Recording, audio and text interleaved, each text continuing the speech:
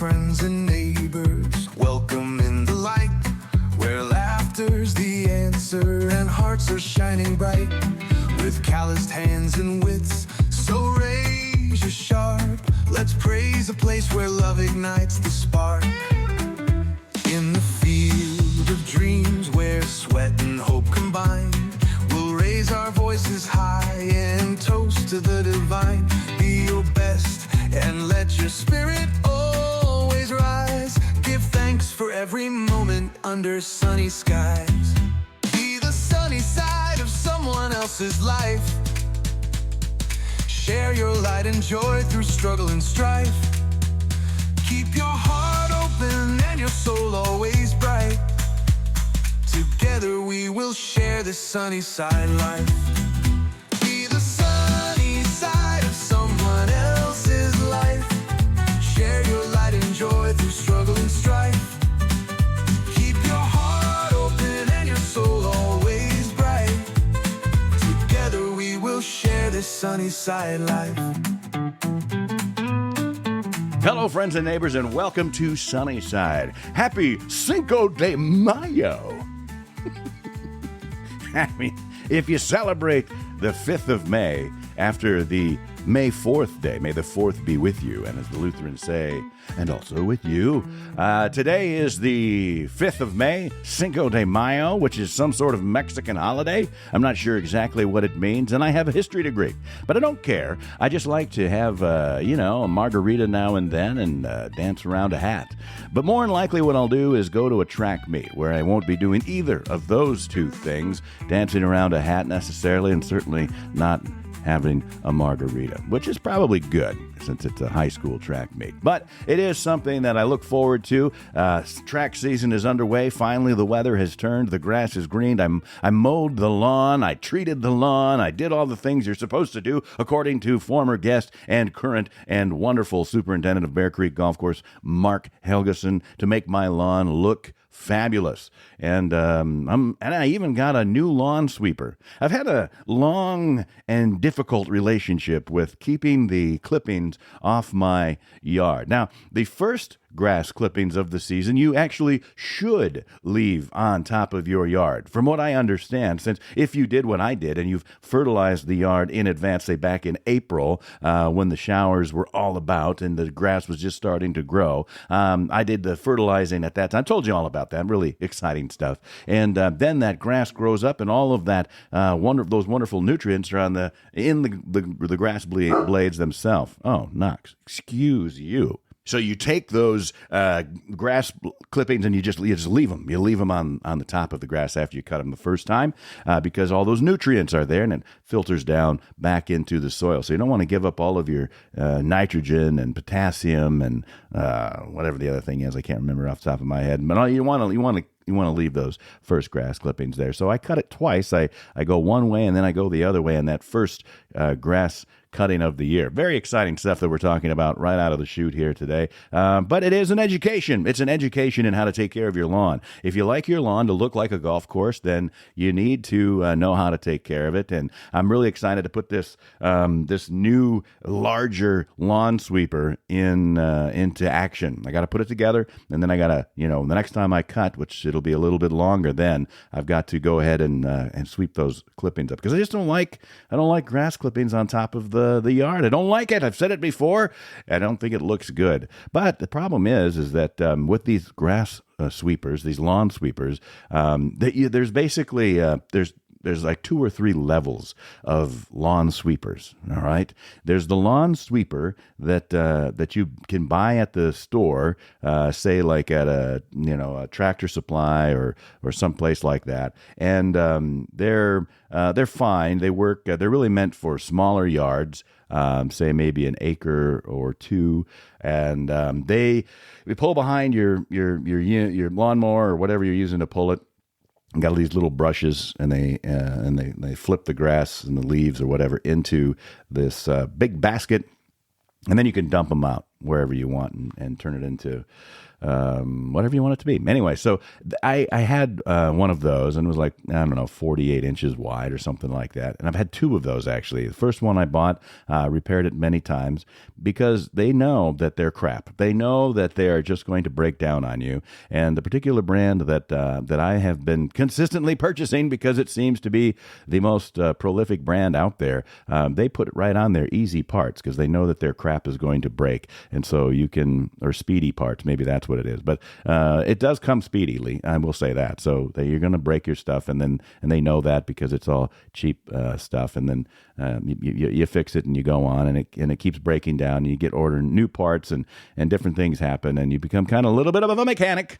And then you give it to your son Tanner, and he uses it in his yard, which is probably the proper size for that type of thing. And then I get another one, and I had two at the same time because I couldn't get a part in time that I thought that I needed to sweep the grass. So I bought another one that was the same model, and then I kind of parted it out, the old one with the new one, and then got the other one, the old one, fixed and gave that to Tanner.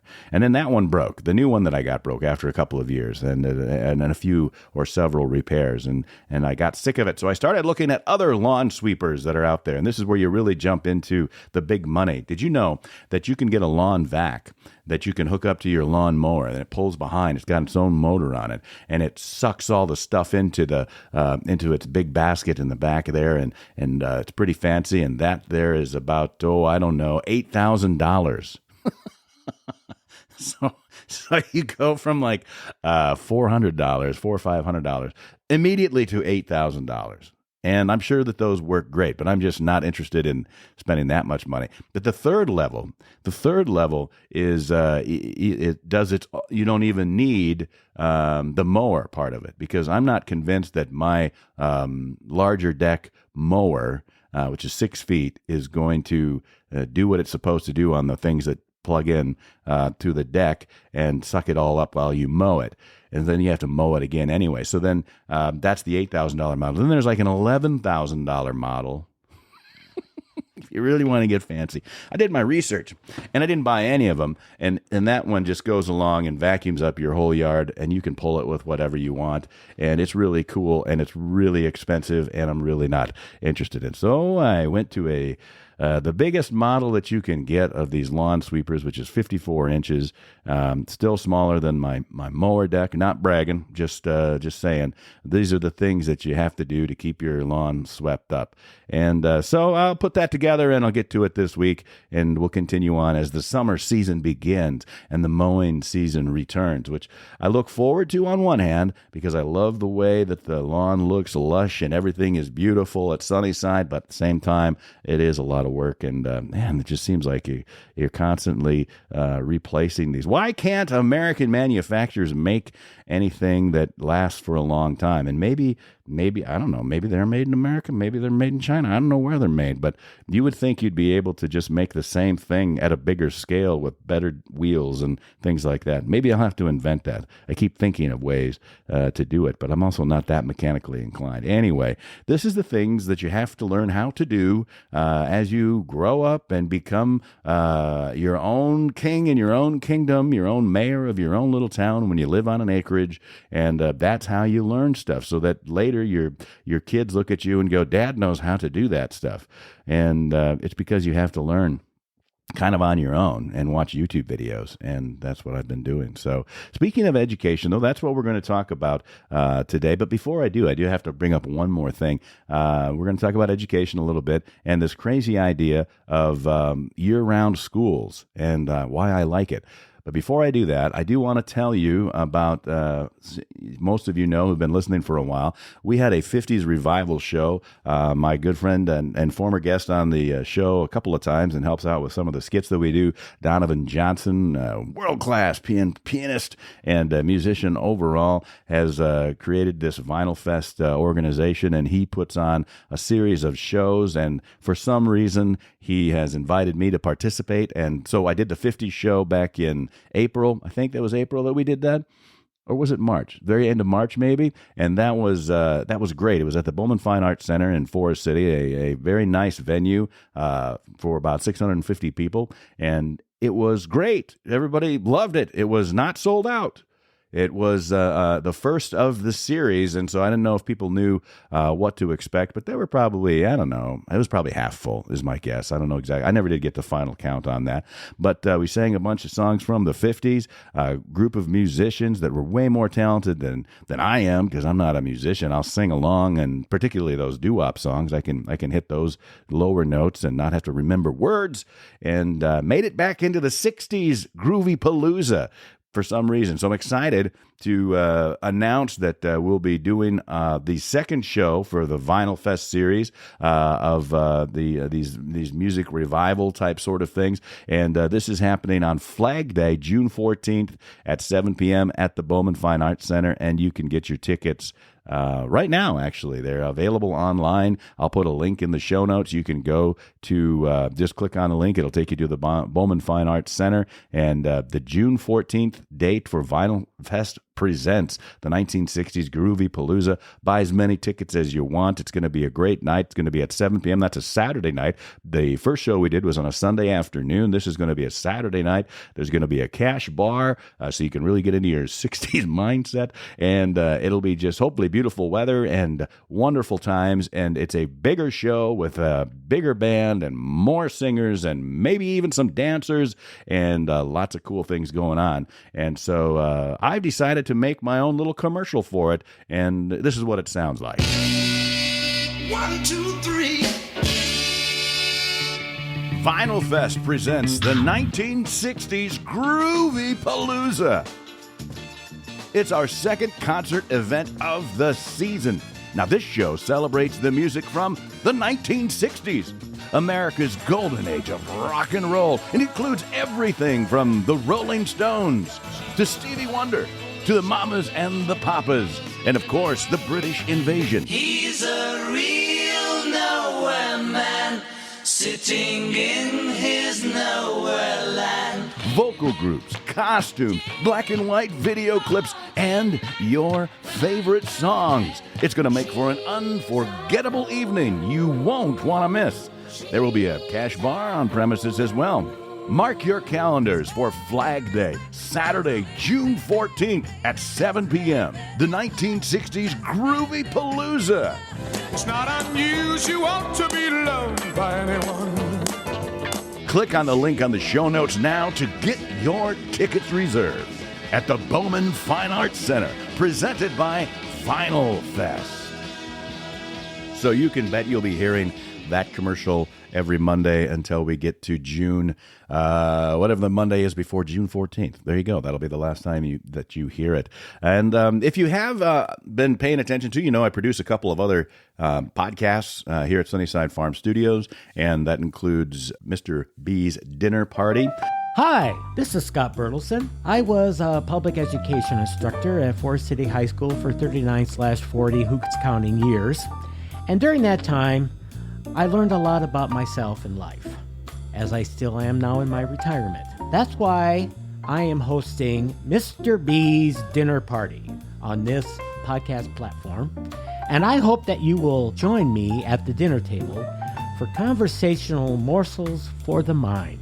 Now, you may be wondering what that is. Well, you'll have to tune in to find out. But let me guarantee you, you will leave my dinner table feeling full and feeling satisfied. And he typically does all kinds of discussions, talks about his career in education, talks about his battle with a food addiction, and that's been very helpful to folks who have an overeating situation going on. He's very honest and talks about that in his life and those steps. And then he also reviews TV shows and movies, and he complains about things that bother him and make him disgruntled, and he talks about his travels and all of that. And if you haven't been listening to that show, you should probably check it out. I'll put a link again in the show notes. You can check out Mr. B's Dinner Party. It's a great show. It runs every other Wednesday, so he does about 26 episodes a year. This is his second season, and one that just came out last Wednesday, and another one coming out this coming coming Wednesday, not this week, but next. And so check out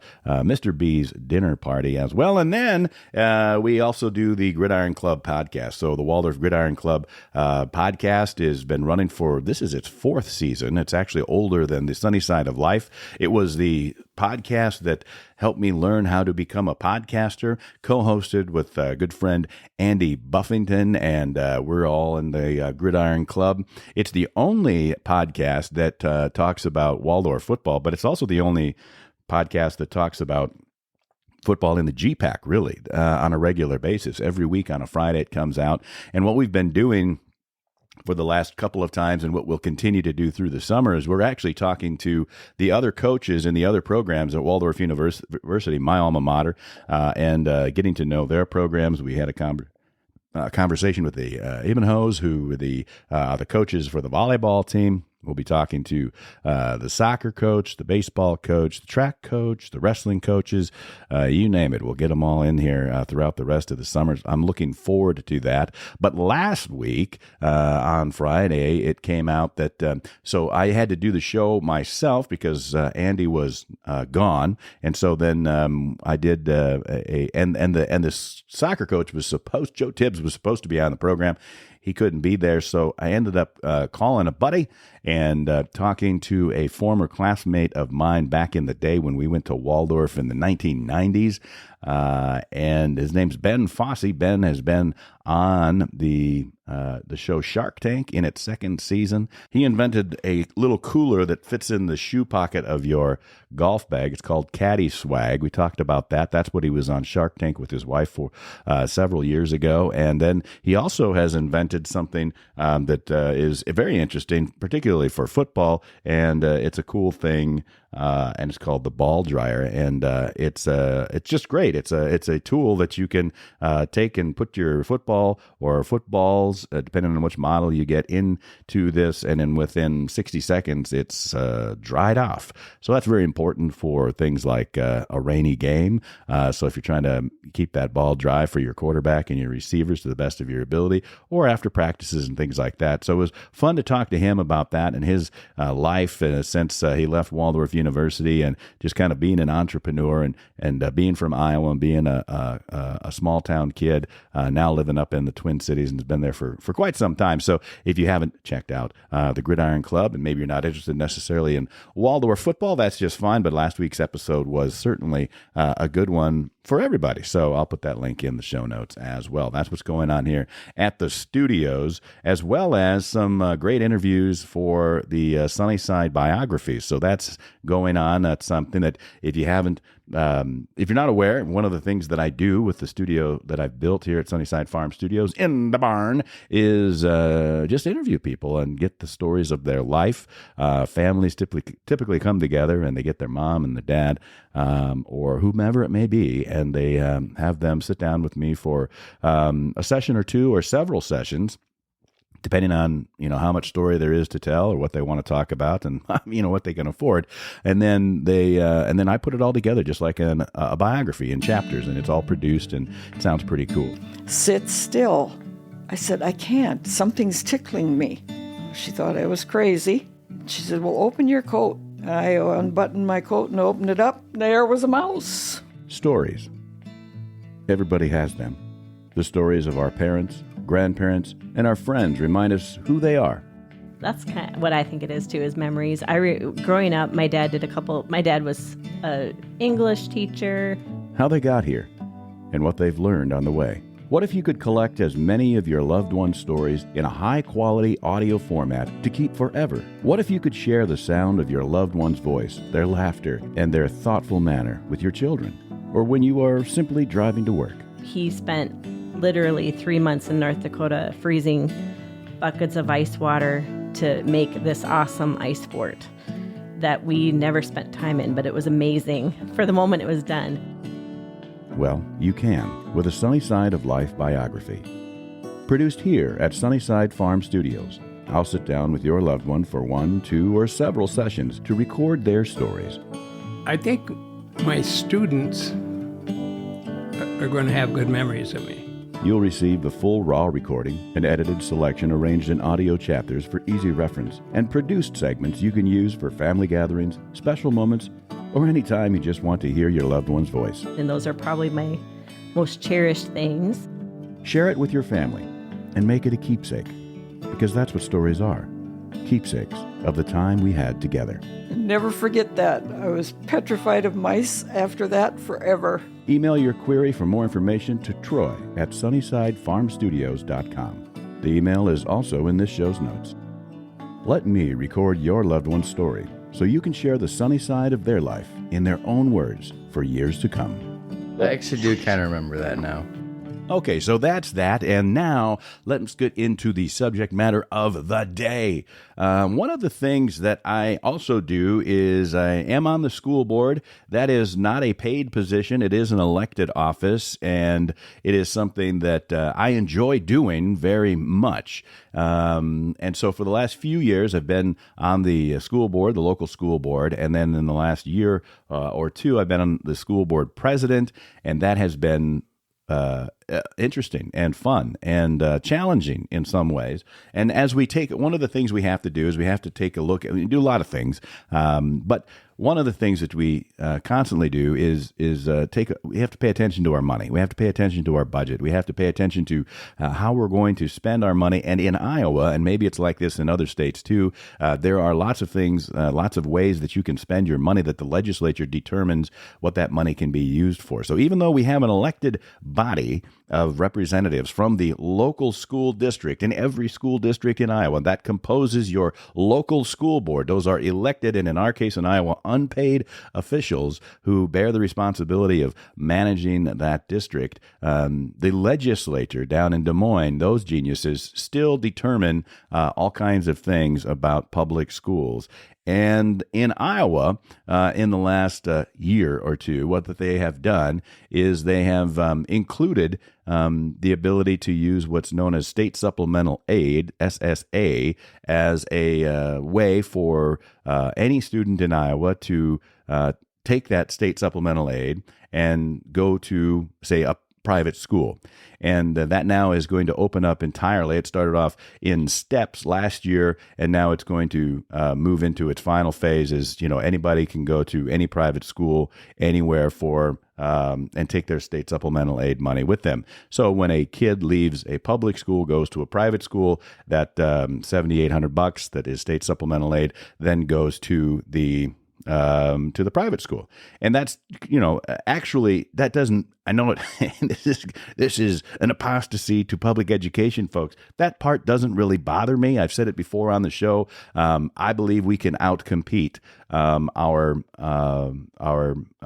friends in the private school business. And it is a business. Make no mistake about it. You can put as much, good feeling on top of it and look at how benevolent we are and all of these other things. But it's a business. It's about butts and seats. And it is that way for anybody, whether it's a public school district or a private school. It's about getting butts and seats. That's how you get your money. And so the private schools do it with now, they've always done it with tuition.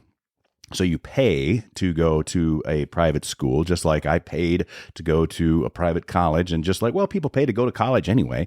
And the price of, say, a private university is pretty expensive. But if you were to take away the state support, say, for the state universities, like in our case, Iowa State, University of Northern Iowa, and all of the 2-year JUCO schools, if you took away state aid from them, they would be more expensive than the private schools that cost so much because of they just have a tremendous amount of overhead in the state schools. And so the taxpayers in the state of Iowa, 70% of our budget or more goes toward education. in some way. And I don't know how much more money is supposed to go to education. If you ask people just focused on their blindered lane of education, it should be 100%. I don't know then what you do with prisons, the National Guard, any business development, any of the other things that, highway safety, roads. I don't know what you're supposed to do with the other 30%, but some people are pretty unreasonable about what the education budget should be. And so I empathize a little bit with the folks in Des Moines, our legislators, the valiant, brilliant legislators at Des Moines, as they try to negotiate these constant concerns and requests for more money. The Iowa legislature is a supermajority for Republicans, and it's going to stay that way, I would anticipate, for quite some time. Iowa is a fairly conservative state. There's only a few places that are what you would call bright blue, and it's Des Moines, Iowa City, Cedar Rapids, some of the bigger cities, where people live on top of each other and they're close to one another and they want government to be their god. And so there is that. But then there's, the rest of the state is very rural. We got some elbow room, smaller towns, smaller communities. People are maybe used to being a little more, self-reliant, and so they don't want the government involved, and so they become very conservative. And even though those larger metropolitan areas in the state of Iowa are kind of bright blue, they're just still not quite strong enough to overcome the bright red everywhere else in the state. So it's going to stay a supermajority for a long time, which if it was just about being conservative and responsible and with your fiscal authority and reducing the size of government and eliminating bureaucracy, which is what the Republicans always say that they're going to do, then I would be like, yep, that's perfect. Let's do that. I'm happy with it staying red for a long time. But at the end of the day, what I've discovered is there's not a tremendous amount of difference between the Republican and the Democrat Party. They both just want power, and they want to maintain and sustain their power. And so this is evident particularly in the battle for education. On the blue side, they're always looking about listening to the unions and they do typically write better bills for education that seem to have to do more with education, but they are absolutely protective of their little, pots of gold. And on the red side, they have a tendency to complain about education and how it is, we're these ungodly secular teachers in the public schools are leading our children astray and doing all kinds of things. And the wicked school boards with their liberal tendencies across the state are ruining education. And the red majority and the supermajority in the Iowa House and Senate and the governor's office want to make sure that those satanic blue folks, are beaten back into their corners. And that ultimately, in my opinion, is why there is so much red influence from Des Moines on the rest of the state, because basically they're mad at Cedar Rapids, some of the Des Moines schools, and Iowa City, but basically wherever they find a big, large school district that is probably run by people who have still got the Harris Walt signs in their yard, and they don't like that. And so to punish those 7 school districts, or whatever it happens to be, they turn around and make completely terrible education laws. And they are also, the Republicans in the state of Iowa are, adamant about reducing taxes, which I'm like, bravo, my friend, let us reduce taxes. So a few years ago, the Republicans did reduce the income tax in the state of Iowa down to like 4%, and the goal is to get pretty close to 0, which I think is great. There's lots of states that do that. Florida is one, and et cetera, et cetera. And so people look to those larger states with lots of property and lots of business and lots of people from the Northeast and even the Midwest moving to those places in the winter, particularly as, hey, we could do that here in Iowa as well. Except people aren't moving here to Iowa to enjoy their winters like they do in Florida. And also Florida has pretty good property taxes. So they don't have the income tax part of it, but they've got the property taxes. So I don't like taxes, and I'm a president of a school board, and I hate taxes. It's theft. It's just, what happens if you don't pay your taxes? You go to jail or they take your stuff. I particularly don't like property taxes or income taxes. I really don't like any type of tax, to be honest with you. But I understand that it's there. We have some need for some taxes for some things, and the question of today is, what do we do with the reduction in taxes that the legislature is going after, and how do we then continue to remain competitive in the public education realm?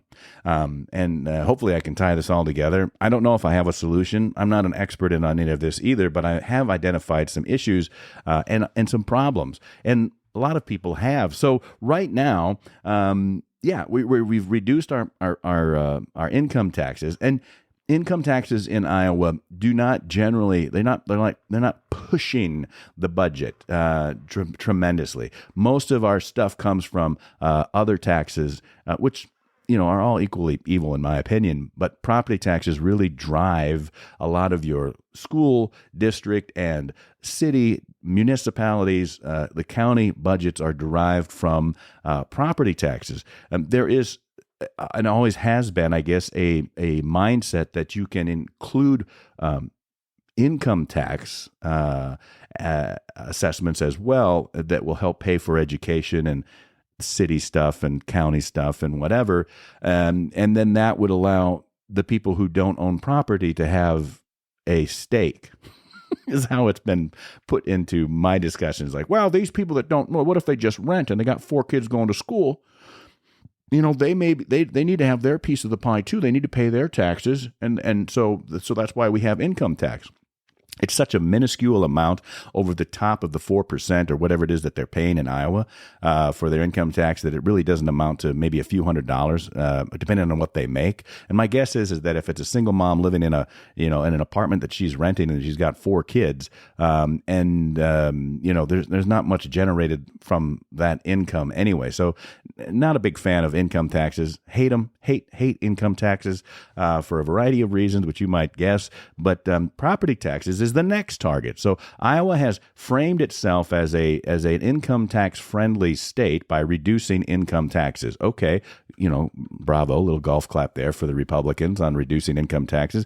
Don't disagree that that's a good thing. At the end of the day, it's probably not the greatest killer to our tax base for how we pay for all of these government things that we run, including our school districts. Now they're focusing on reducing property taxes, and this is a little bit of a shell game, isn't it? Because I'm not for property taxes either. Property taxes to me are even more evil than income taxes, and here's why. If you buy your property, you own it. You don't own the bank anything. Let's say you've paid off your mortgage. You own nothing. Or maybe you have, say, got a large farm and you have either inherited or paid that off, but you are continuing to pay the expenses to maintain it. You don't actually, in America, own anything. The government, the evil mafia government, still owns your land. And you're just renting it from them for a nominal fee known as property taxes. Even though you've paid off the bank or however you got that property, the government still walks around like the guy in Godfather 2 with the little white suit at the beginning that Robert De Niro, as ended up taking out because he just wanted, to get his beak wet. He had nothing to do. He was just the overlord of the crime in that neighborhood in New York back in the early 1900s. I'm talking about Godfather 2 here, which is the best of the 3 Godfather movies. And there is this guy who Robert De Niro takes out, and then he becomes the Godfather, right? Okay, so that's the government to me. They have nothing to do with any of this stuff. They didn't help you pay off your bank loan. They didn't, go through any of those. They don't take care of your land for you. And yet they tax you for your property that you already own. And it's even worse for my son Tate, who's down living in the metropolis of Kansas City, Missouri, right? And Missouri, and their genius, has decided that it's also a good idea, particularly in Kansas City, to tax personal property. So you've already bought and paid off your car, and you get taxed on that as well. Not just licensing, which is high enough, but you also have to pay for the value of that car. And that's how they continue to, and there's no guarantee, and then government return to the stakeholder is pathetic, right? I think we've found that out. We can all agree that the government return to the taxpayer for the amount that is paid in is terrible. If it was a charity, you wouldn't give to them because they're the worst. And they don't manage their money well, et cetera, et cetera. So as a school board president, it is incredibly important for us to manage our money as best we can, understanding those circumstances. And also, really, it's not like I'm not Nancy Pelosi. I'm not betting on the stock market and getting rich through my husband with really good, guesses on the stock market. When you're on the school board, you're just trying to predict 6-7 years into the future and make sure that your buildings are up to speed and that they're good and taken care of, and that your teachers are paid, and you've got a culture that makes teachers happy to work there and continue doing their thing, and the students want to be learning, and you want the parents to be satisfied, and you want your all of your programs to be competitive, and that's all part of the big mix. And so what has happened now is they're saying, well, we're going to change how we're doing property taxes in the state of Iowa. And I'm okay with some of that, but I'm not okay with all of it. And I don't think they've thought this through. Or, worst case, the legislators, the supermajority Republicans, actually have thought this through. And I don't think that they're this smart, but if they have thought this through, it is quite nefarious, because the way that we're reducing property taxes is in a way that, first of all, the Republicans took credit. They say, we're reducing property taxes. Okay, that sounds great. But on the backside, with their other hand, they also changed the assessor's rates. So if everybody's taxes went way up. Why? Because they authorized assessors to take full value or larger valuations of the property that we own. So whereas before those valuations were a little bit less, like you could look up on Beacon, say, people's property value in the state of Iowa, or most of the parts of the state of Iowa, and figure out what it is that the tax assessment valuation of their property happened to be. And that would give you an idea that was what the value of their property was according to the state, which was typically much, much, much lower than what it would probably sell as a real estate product. And that was that way for decades, right? Last year, what they did is they changed the assessor's rates. So now that the assessor's rates went up to like real estate values. Okay, so you're being taxed on what they think your fair value is on the real estate market, which, if you follow real estate, is not as steady as we would always like it to be. And if the real estate value goes down, you can be darn sure that the county assessors with their little spy glasses and their satellites aren't necessarily going around and reducing the value of your assessment. They're not reducing values of your assessments either. So the Republicans, on one hand, took credit in the headlines as saying, we have reduced property values by percentage. That is correct, and rates. But what they didn't bring up was like, we've also gone ahead and returned the assessments to like almost 100%. And that means that your property values actually, your taxes went up. Now they've kind of realized that because they've got that in place where they're actually taxing more in property taxes, but they've brought the tax rates down so that they look like heroes and appear more friendly in the state, then what they have now done is they're deciding whether or not schools will have the ability to continue taxing on top of those assessed tax rates that the state puts out. So taxes by public school districts have the authority to levy taxes. That is, we cannot charge tuition. It's not allowed. Only private schools can charge tuition, and they can charge whatever they want. And if you want to pay it, you can pay it. And what we found with private schools, just as I bet our brilliant legislators a couple of years ago when they started pushing this out, was like, I will bet you that within 5 years, with state supplemental aid, you'll be right back to where their tuition rates were or higher. We're already there. It's taken less than 2 years, and the private schools have maintained or increased their tuition rates across the state, and they have, and then yet now 100% can collect their state supplemental aid as well. So they've doubled their money. So whereas maybe you were say a good Catholic going to a Catholic church, and you have kids who are in elementary school, and you send your kids to the Catholic school that is supported by the Catholic Church, and everything's very Catholic and it's wonderful. You got the little uniforms and ducks in a row, and maybe you pay $3,000 or $4,000 in tuition because you're Catholic going to a Catholic school in a Catholic church. And maybe you're not Catholic and you don't go to a Catholic church, but you do go to a Catholic school. Maybe you're paying, $5,000, $6,000, $7,000, right? This was before there was state supplemental aid. State supplemental aid is about $7,800. So private schools now, they get that $7,800 per student. Take the money with the student. I'm like, fine, we can compete with that. That's not an issue. We have the power to tax. They're going to raise their tuition rates anyway, and it's ultimately going to resolve the situation the same way. And it is I'm proving to be correct here. The private schools will take they have now increased their tuition, right? So even if you're a Catholic going to a Catholic school with your Catholic kids, and this is not just an anti-Catholic. They're the largest denominator of private schools. I could use classical schools as an example, or Des Moines Christian, or any of these other programs that they've got, and they're taking the full rate of state supplemental aid, $7,800. Then they're taking their tuition, which is now increased, and so it's anywhere from $5,000 to $8,000 as well. And now what they're getting is closer to parity with the public schools.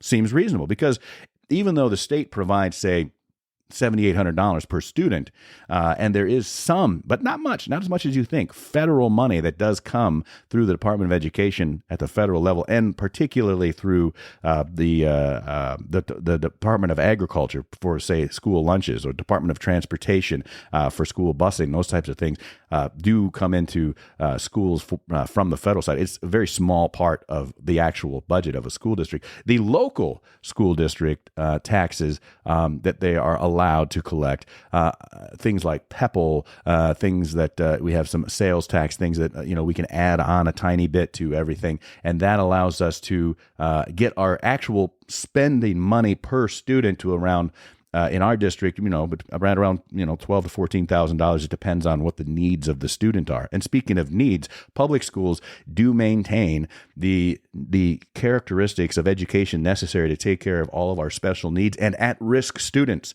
And private schools can say, "We love you, God loves you, bless you. We're very, very Christian, and also we're not taking that guy over there because he's got special needs, and that is too much for us to deal with." The public schools can do that.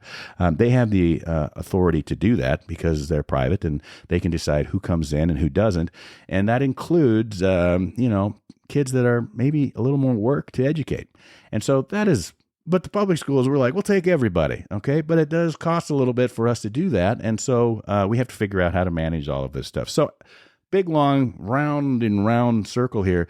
Now what they're doing, so we're able to use through the primarily property taxes, but there are some other silos that we're able to adjust our rates minusculely, like I'm talking like 0.1% on top of an established percentage rate already, right? So those adjustments can equate to hundreds of thousands of dollars, depending on the size, or millions of dollars, depending on the size of your district. With the legislature, what they're doing now is they are adjusting how public schools are able to spend or collect their taxes and their authorities over what it is that they can collect locally.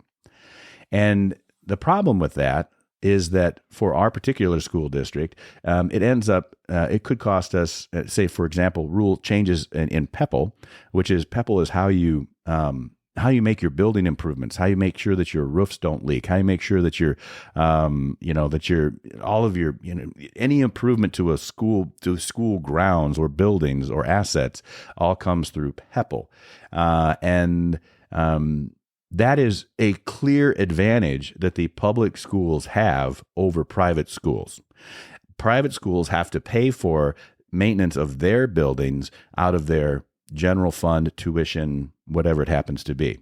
And they can use, I suppose, their state supplemental aid, because there's far fewer rules applied to the private schools for auditing purposes than there are to public education and public school districts. So they take their pool of money. Now, both tuition and state supplemental aid. And with that, that is how they have to pay for their, building remodels, maintenance, and, if they want a football field or a track or whatever, they have to pay for all of that out of those funds.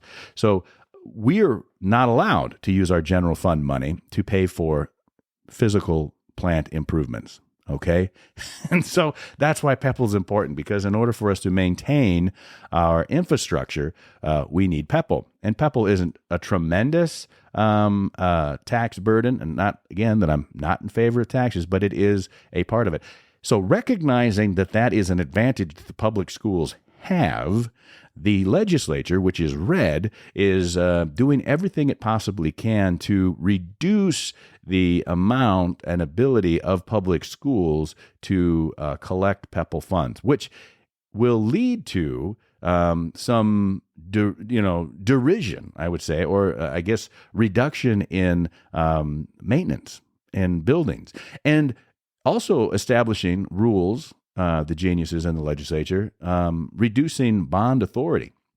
So a public school district might say, we're growing, or we're not growing, but we need to renovate, or we have a very old building and it is crumbling under, and it'll be cheaper to rebuild. And so that you would do what is known as a bond issue. And that would allow the taxpayers in that district on a special vote, sometimes several times, to determine whether or not they want to have a bond, which is, where the school district borrows money, and the bond issue allows them, if it's passed, to borrow that money so that they can follow through with whatever the next construction project is. Now, in my school district, we haven't done a bond issue for a long time, decades probably. So bond issues aren't always very popular. It is a goal to manage your money in your school district so that you don't need to use a bond issue. You shouldn't be asking the taxpayers to, again, pay more all the time so that you can build new stuff. And now some school districts, say like in the larger, metro areas, like in Ankeny and the surrounding metro of Des Moines, they are growing so fast population-wise, because I guess that's where the jobs are, and you can live closer to each other and drink blue water. And then so they put their kids, and they have to build schools. So then what do you do with the school? You don't have enough money in your PEPAL account to just build a new school building, so they do have to levy these bonds. So and have these bond issues. We don't have to do that in the smaller districts, but we might in the future. It's always a possibility. You need to have the authority and the ability to be able to bond. And for a while, the Republican legislature in Iowa was talking about things that allowed them prevented public school districts from being able to do a bond issue for like 4 years. There was a blackout period, from 28 to 32, from 2028 to 2032, there would be a blackout. They fortunately listened, and they said, well, that's ridiculous. We're not going to do that. But at one point, the geniuses in the legislature determined that would be something that would be good to prevent public schools from being able to take a bond out. Now, if you know how a bond works, that means that even though it's 2025, let's say a need was established right now, and then it takes you, say, 6 months to a year to get a plan together with pictures and images so that you can, present it to the community. Let's say we need, say, a new building or whatever it happens to be that your PEPAL account won't pay for. And so we need to take out a bond, and we need to have a bond issue, and we put it on the platform. That's got to come out in November. And so there's all these, there's rules about when you can get things out. So maybe it takes a year so now it's 2026. Okay, so then it goes on to the bond issue, and say for whatever reason it doesn't pass in 2026. Now you have to restart it, put it on for 27. Maybe it passes in 27. Maybe it doesn't pass in 27. It's not uncommon for bond issues to fail a couple of times before they're finally approved, whether it's a second or third time, or if ever. If it was a second or third time, that puts you at 2027 or 2028. And then what the legislature had previously considered was having a blackout period from 28 to 32 where there would be no bond issues. So even if you got your bond approved, you'd have to wait till 2033 to be able to borrow the money. Now, I don't know if anybody has done any building recently, but typically the price and cost of building materials and labor doesn't go down, particularly over the course of 4 to 5 years. And so I think that was pointed out to our hardworking legislators in Des Moines, and they realized that wasn't going to happen. But now what they're doing is they are trying to control their what the school districts can collect, the amounts that they can raise, reducing the amounts that we can collect over a certain a limit, say for our property taxes. So if we had, say, before a 5% max that we could raise over for PEPL or some other tax silo, whatever it happens to be regarding property taxes, the legislatures say we're going to cut that in half. So it's maybe like 2.5% or 2.2%. That's the max you can collect across the state. So the problem with that is, and again, I'm not a fan of taxes. Okay, so it's pennies on the dollar, but and it is truly pennies on the dollar that it amounts to. But that for our district annually is about $350,000 that we would lose. We would no longer have the authority to collect. And over the course of, say, a freshman through a senior's career in high school, that's over $1 million that the legislature has taken out of our ability to advance and compete in a market that they are clearly favoring a private school education.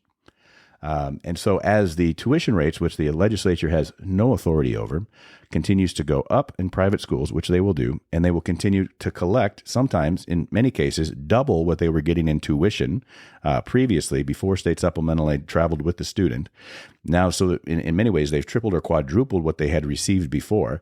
They have limitations on capacity. They do not take special needs kids on a regular basis or at-risk kids. They can still be selective about who they take.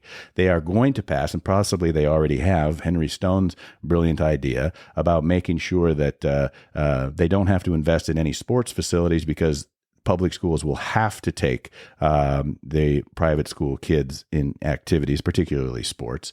And so the result is when I said, last year we can compete, I meant that we can compete with private schools because we have the ability to expand and to grow, to manage tax resources in a responsible way. We have the power and authority through the state of Iowa laws to be able to tax. But what the state legislature has the ability to do is limit your ability to tax any higher than a certain rate.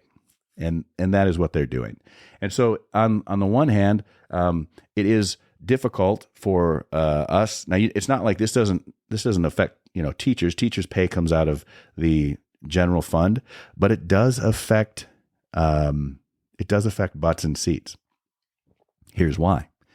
If your school district has taken care of its facilities, if it has been responsible with its money, and it has built things that allow for students to be comfortable, to be safe, and to be able to participate in as many activities as possible for free, essentially. There's no such thing as for free.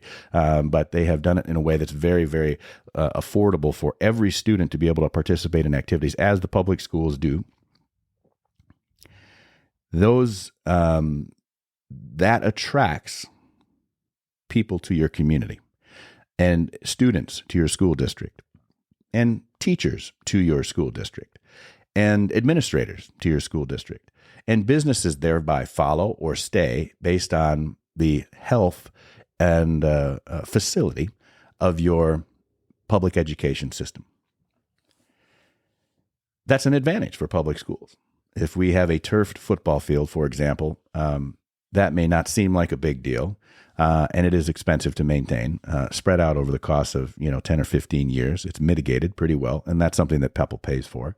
And that may be a draw so that you have enough students that may say there's another school district that has fewer students, and they look at the opportunity at, say, our school district, and they would say, well, I want to open enroll to Forest City. I want to go to classes there because I want to participate in their activities, or I want to participate in their activities and just have a sharing agreement in activities with the other public school that they're in a neighboring area. That can all be allowed. And so your facilities do provide a draw. It is an indicator of the financial health of your school district.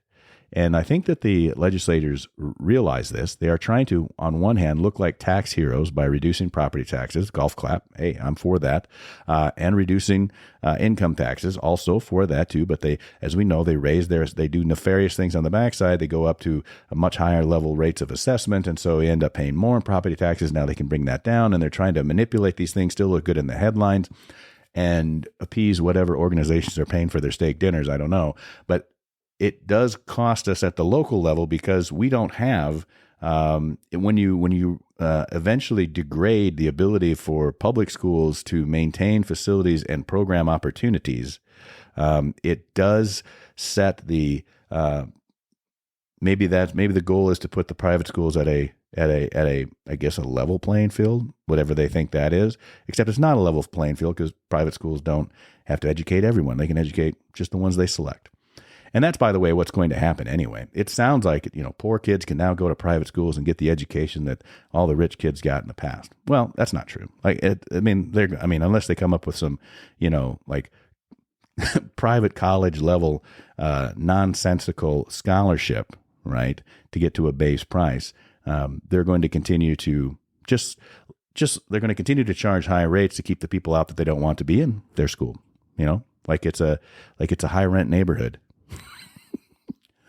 And the public schools, in the meantime, are left with potentially degrading facilities, because it's not like we can just borrow from the general fund and then pay for something that we need to fix an air conditioner. That has to come out of PEPL. So then you obviously have to focus on the things that mean the most to the infrastructure of your school district. So anything outside of that, you can't afford to improve on, which I think is the intention, to be completely honest with you. And so this stuff keeps me up at night. It makes me think about, I literally wake up because my mind is racing at 3:00 in the morning. And I'm like, well, I'm not getting back to bed. And I drink some water. I think I've got it solved. And I go back to bed. I lay there for 20 minutes. I'm like, this is not working. So I'll get back up and I'll just make some coffee and go about my day, because I have come to the conclusion that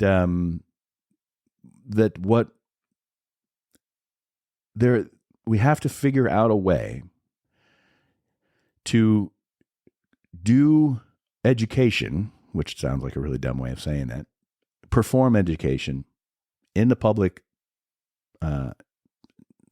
schools in a way that allows us to sustain, to grow, and to provide all of the things that it is that we have promised our stakeholders, and do it with less money, which sounds actually like a conservative idea, and it's being throttled by the legislature.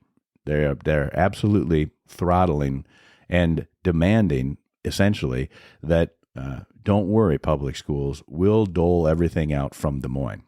Which sounds to me like a Democrat proposal, to be honest with you. That sounds to me like a centralized government solution, and then you become completely reliant on Des Moines in the case of Iowa, or whatever your state capital happens to be, if your state is in the same situation. That does not seem like a conservative or competitive or free enterprise solution whatsoever.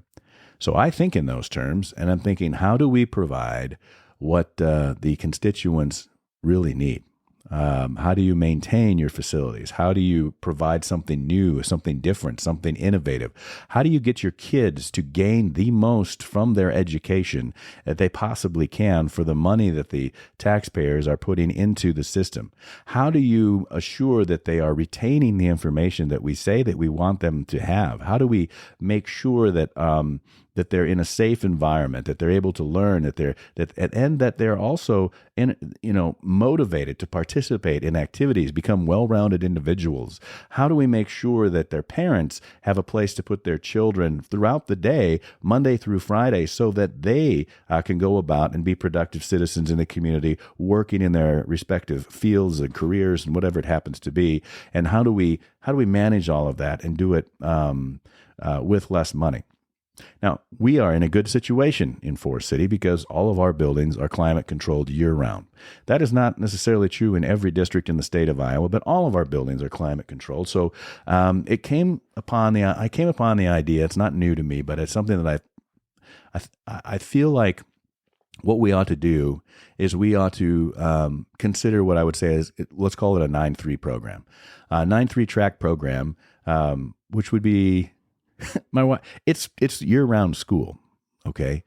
My wife says you need to call it something else because it will confuse people. If they hear year-round school, they think that you're going to have school Monday through Friday year-round. And so you have to call it something else. So it's more explanatory. And I thought it would be more confusing if I called it 9-3, which is more explanatory. But people don't understand what that is either. They're like, what is it? Well, it's year-round school. Oh, here's how it works. And I'm using a North Carolina system, how this works. When you have year-round, so the legislature determines the number of days that is required for students to be in school. I don't know how they concluded that it's 180 days, but that's what they concluded. And it's been like that and is like that in most states across the country. 180 days, for whatever reason, is the amount of education that is authorized and necessary, according to the experts. And as we all have learned in the last 5 years, if there's one group of people we can always trust, it's the experts. And so in the field of education, apparently 180 days is the standard. In Iowa also, and in probably most other states, the legislature determines when you can start school. And that is a heavily lobbied situation, I learned on my last visit to the Capitol. I don't know why the legislature decides when our school start dates are. I don't know what they have, why they have any say about that. But they do, for whatever reason. And so some things are going to have to change. The legislature needs to not be involved in when our schools start. That's none of their dang business. We have a locally elected body. I'd prefer it if they quit messing with the tax, particularly property tax abilities, because in well-managed districts such as my own, we don't need their insight or input. But it clearly is about taking credit for reducing taxes, which always sounds good, and it is for giving favors to the private schools. And so that's what the supermajority is doing in Des Moines. With year-round school, how that would work is you would do 9 weeks on, 3 weeks off. And that adds up to 12. You need to do that throughout the year. Quarterly, of course, that ends up with 48 weeks. And of course, there's 52 weeks. And so there are additional holidays that are in there, including, around the traditional holidays of, Christmas, New Year's, that type of thing, Thanksgiving. And so other dates throughout the year with minor breaks. You receive 180 days of education, and you run on 9 weeks on in a class and 3 weeks off. So you actually have more breaks, but and they're pretty regularly scheduled, and they're just for 3 weeks. So that's plenty of time to send the kids off to get to know Grandpa and Grandma better at a different time of year than they normally would. It's an opportunity for families to take vacation at different times of the year than perhaps they normally would. It's an opportunity for activities and communities to provide what is known as like just tracked camps. So in those 3 weeks, they can provide the YMCAs and the local organizations can have camps planned and it provides a whole cottage industry in that regard. What it does is it allows students to be in school essentially year-round, which means that essentially year-round they are provided for with their food, which for many, many, many underprivileged and very poor kids, they're on free and reduced lunches. And so during the school year, that, sad as it might be, could be the most regular meals that they receive. And so it answers that. Academically, it answers a situation known as summer slide. It eliminates summer slide. In fact, if it is coupled with the good practice in education of regular review of your coursework. So in other words, I teach you how to figure out the area of anything. Figure out the area of a triangle, figure out the area of a rectangle, figure out the area of a circle, whatever it happens to be. We're working on geometry. We're figuring out the area, and you learn those solutions, right? I sucked at math, and it was very hard for me. Other people grasped it right away, and so I would have to like really repeat it in order for me to learn it. And that was important because when I got to that point in my high school career where I needed to take the ACT, I needed to recall those formulas, or what is the Pythagorean theorem, so that I could, figure out the length of the hypotenuse. I feel I had to work a little bit harder individually, and I had the discipline to do that. And it wasn't that the teachers weren't willing to help me or answer my questions, but it was expected in our current, like, 19th century old school farm-based, industrial-based system of education that doesn't have any relevance to today whatsoever. That I was expected to learn those things because tomorrow we're moving on to something else. With regular review, I would learn how to figure out the area, or perhaps the Pythagorean theorem, learn how to figure out the length of the hypotenuse. And the first day, and then 3 days later, we would revisit it. And then 3 days after that, we would revisit it. And then a week later, we would revisit it. And then a month later, we would revisit it. When that type of process is accomplished, and in a year-round 9-3 situation, that builds in the opportunity to do that better, you eliminate what's known as summer slide. Summer slide, by the way, accounts for 70% loss of learning. Right, so from when you learn a subject, you are within 2 or 3 weeks or less, you have lost 70% of the information that you had in your brain on that subject that you learned, regardless of what the subject is. That is the standard.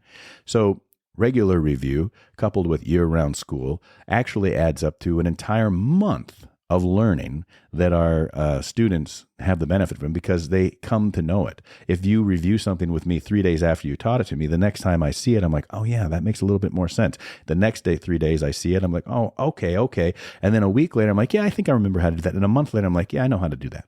That becomes important when it gets time to testing, whether it's the state tests or college placement tests, or more importantly, what you do in the test of your life and your ability to say, the Pythagorean theorem, by the way, came in very helpful for me as a guy who didn't like math. But when you stand on the ground and consider, do I have to raise a ladder to get up onto this 2-story roof so that I can just take my tape measure and measure up to the entire height of the roof and then go over to the length of the roof, and then that would how I would figure out the area of a rectangle, which any moron can do, right? But then if I have to do all that, I run the risk of, falling off the roof. But what I can do is I can count siding up to the top of the peak if it's a gable roof, right? And I can say, oh, well, that's 8 feet. And so from 8 feet, and then the width of this is that. And so I can divide that in half. And now I can figure out my a squared plus b squared equals c squared. I know what the length of the hypotenuse is, what is the length of the roof. And I can use the Pythagorean theorem as a guy who sold roofs in his 20s to not have to climb up on the roof and risk my own death. That came in handy. Math is handy.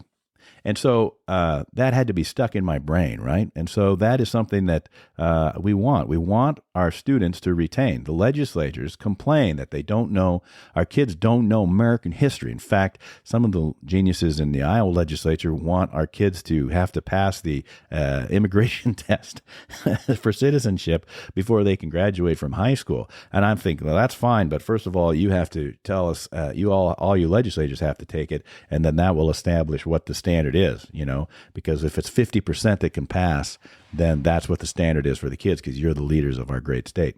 That idea didn't go anywhere, but and I'm not confident that our leaders in the legislature are history geniuses either. But the idea is solid. They want our kids to know our history. The world history would be helpful as well, because there is more than just the United States in the world. In fact, there's a whole lot of other countries and a lot more history than just American history. And it would be nice if people could retain that, if for no other reason, to have a very clear understanding of how the world works. And that's what the value of history is. Also, it makes you handy if you're, like doing bar trivia. That's basically where my history degree comes in. Like, I just know when things happened and can put things together. That's what we want, right? We want our kids to retain. And so a summer slide disappears in year-round schooling. It provides more opportunities for families to take vacations or activities as a family than throughout the year rather than just one time in the summer. It is it's a misnomer to believe that we need 3 months in the summertime to take a break.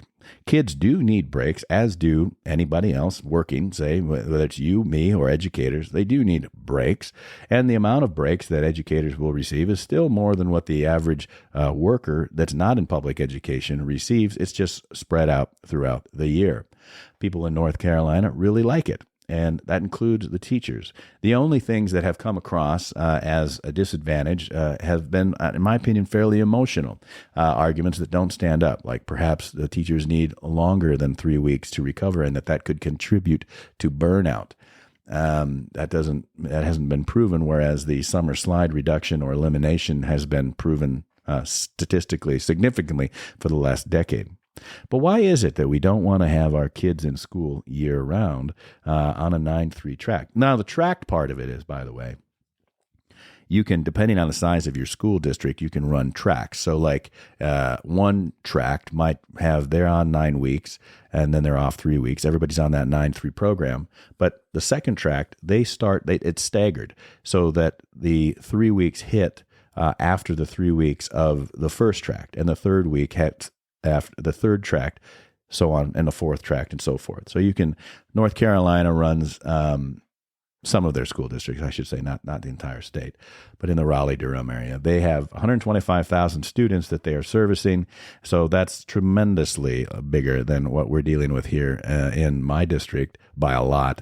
And so do we need 4 tracks? Probably not. But that's how that works. They're staggered. So like you could actually pick your tract so that it would match up to when you anticipate your family breaks are. Everybody's still getting their holiday breaks at the same time, but they're getting maybe like in our case, we don't take summer vacations, never have, just the way our work schedules are, right? So and have been for decades. So for us, we take our vacations in the winter, early winter, early spring, late fall. We take our vacation. So for us, we would want tracks that would mirror that.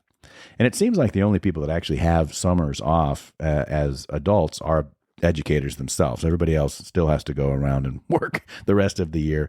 And so there's still opportunities for all of your programs and all of that stuff. So, why would that work better? What would the advantage be? Why don't we do year-round schooling, whether we call it 9-3 track system or whatever? Well, the legislature in their genius gets in the way of all of that stuff. They decide when school gets to start. They determine how many days that you can have in your school year. They determine and how they determine those things are a lot more arbitrary than you might believe. Like it has a lot to do when the state fair ends, to be honest with you, in the state of Iowa, because the state fair people want to make sure that all those kids have the opportunity to come down, and they want it for tourism. The Iowa Tourism Board, whatever that is, argues, and they need to have their summer vacations. You would say that employers need to have their summer workers out there, but summer workers aren't between the ages of 4 and 16, 15, 14 typically, right? So in North Carolina, by the way, they don't do the 9-3 track system for the high school. So that stays on a standard, regular weirdo start in August like we've always done, get out in May, and then, you have your summers off because theoretically they go to work. I don't know if that's always the case, but they don't do it for their high school. But for their elementary through their junior high kids, they do run a 9-3 track system or year round. And there does create a conflict then when you have kids in elementary school or junior high and then kids also in high school, matching up your vacations and that type of thing. But parents seem to be figuring it out. The advantage to public schools if we did year-round school would be, for one, we would provide a better educational product for our students with no summer slide. And actually, over the course of 12 years, that month that you would gain in educational value year after year after year would add up to an extra entire year of educational retention and value, which I think is important. So that's a better product. Two, it manages the facilities that we already have, in our case, that are set up for year-round operation as it is. It might conflict with some renovation and building schedules, but just like any other business, school districts figure out how to work that in. And it has the opportunity to provide, I hate to say it, but a form of daycare year-round. And it provides an opportunity for kids to be in a safe, regulated place where they have the opportunity to continue to learn and socialize, to eat food that is healthy throughout the entire year, and to appreciate education and continue to retain throughout the year. So it is a completely different upside, version of how we do education in America. But I think it is one way, an additional way, maintaining the same budget or less to provide a service that does put butts in seats. Because you can send your kids to a private school and take the state supplemental aid with you and then pay the tuition on top of that, which will continue to go up, and have your kids off for the entire summer and then pay for them to be watched in a daycare. But for the rest of us, poor folk in the public system, we would like a way to have an advantage educationally for our students, and we would like the legislature to get out of our way when we're doing that, and we would like to entertain the opportunity to have year-round school, known as 9-3. As my wife said, call it 9-3. Call it some other name. Year-round school scares people away. It would provide additional, things that are unique to Iowa. We play baseball and softball in the summer, and I hope that never changes, although there are some knuckleheads that are trying to make that happen as well. And so why wouldn't you just be in school at the same time anyway? And on and on and on and on. There's all kinds of what ifs, but the way I have operated in my life, whether it was in sales or business or in the military, recruiting, life afterwards, even in politics, we identify a problem, and then we identify potential solutions. We find the best solution to the underlying problem. This sounds an awful lot like future problem solving. And then we move forward. There will always be people who are only good at one thing, and that is finding the problem with the problem, and particularly finding the problem with the solution. Having no solutions of their own, they are obstacles. I need people that can figure out how to overcome obstacles, not people who stand in front of the obstacle saying, this can never be overcome. And so we have to be looking forward into the future. We have to understand what it is that the politicians are, one, taking credit for and trying to take credit for and celebrating themselves and patting themselves on the back, that maybe it is a reduction in taxes. And we have to understand what that means. And we have to guide them as best we can as the duly elected officials and just members of the public. That's our job as citizens, to remind our leaders in the legislature that some of the things that they do are either not thought out well, are biased, or potentially nefarious and need to be scrapped. But one idea that should not be scrapped is the opportunity to educate our children year-around on a very interesting, what I would call that 9-3 track schedule, to provide a better service to our communities and a better experience educationally for our children than what we currently have. But that requires a little thinking outside of the box, and that is something that I don't think that is they're very good at, either at the legislature or even at the local level all the time. But you now have the information, and I'm hopeful that that information will prove useful to you. Can we move to a 9-3 system? Would the kids appreciate it? Would they enjoy it? Would the parents appreciate it? Would they enjoy it? Would the businesses? Would the communities? I'll tell you one other thing that they found statistically is that juvenile crime rates go down when there isn't a summer vacation. You still have those 3 weeks throughout the year at different times, and there's not this stepping away and being feral children for 3 months, and so on and so forth. There's a lot of good reasons to do it, and it's also a competitive advantage that the public schools would have the ability to do. Not that the private schools couldn't do the same thing. Perhaps they would. But my guess is that for now, it would be the public schools that would have the opportunity to lead. Of course, public schools have one other disadvantage, if you want to look at it like this way, when it comes to general fund expenditures, and that is something that the private schools don't have. Private schools don't have to pay their teachers well at all. They don't have to provide benefits packages that are compensatory at all. And public schools absolutely do. So we want to pay our teachers well. We want to give them the benefits and the opportunity for professional development that they don't provide in the private sector. Unions are sometimes helpful and sometimes not helpful at all. And that is a reality that we have to face. And maybe that's part of the situation with the legislature. Maybe, the Republican legislature, maybe they hate teachers' unions and they want to figure out a way to wreck public schools to teach the unions who's the boss there. And on and on and on. There's all kinds of possibilities. I'm not sure what's going on there, but I do know this. As a school board guy, I have to look a decade into the future and look in the bright eyes of our little children in our little town.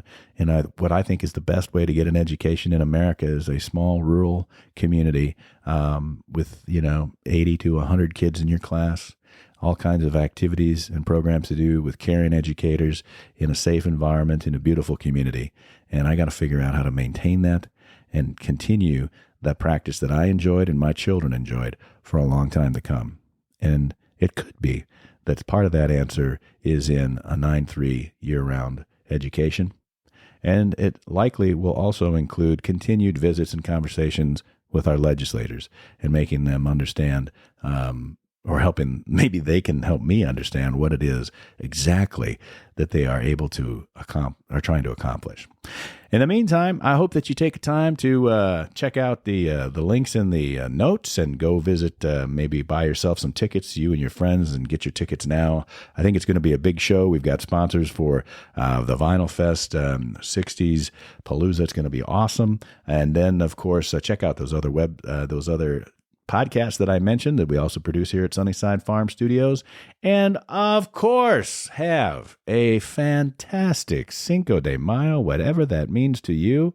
Perhaps it's Spanish for be the sunny side of someone else's life. When the shadows fall and doubts begin to creep, remember together we're strong, never weak. Lift your neighbor up with kindness every day. Let your actions speak the words you want to say. The Sunny Side of Life is a weekly production about our life on the family farmstead here in Iowa, the liberties we prize, and the pursuits which make us happy. None of this is possible, of course, without Christ in our lives. For the Lord God is our sun and our shield. He gives us grace and glory.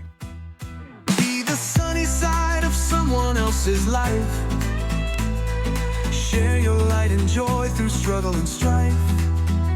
Keep your heart open and your soul always bright. Together we will share this sunny side life. Be the sunny side of someone else's life. Share your light and joy through struggle and strife. Keep your heart open and your soul always bright. Together we will share this sunny side life. May the Lord bless you and keep you, and may the sunny side of your life in Christ be made evident unto you each and every day, and give you peace.